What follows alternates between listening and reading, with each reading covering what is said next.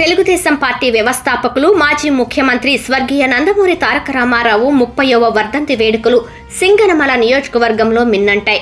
బుక్కరాయ సముద్రం మండలం నీలారెడ్డిపల్లి గ్రామంలో జరిగిన ఈ కార్యక్రమంలో స్థానిక ఎమ్మెల్యే బండారు శ్రావణిశ్రీ ముఖ్య అతిథిగా పాల్గొన్నారు.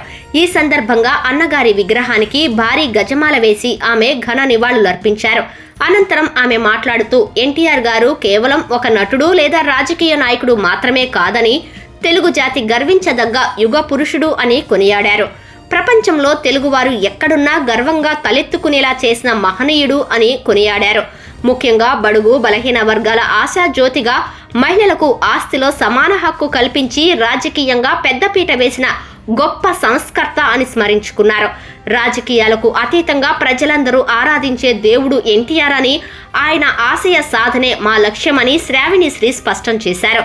ఈ కార్యక్రమంలో నియోజకవర్గ టీడీపీ నాయకులు, కార్యకర్తలు, గ్రామస్తులు పెద్ద సంఖ్యలో పాల్గొన్నారు.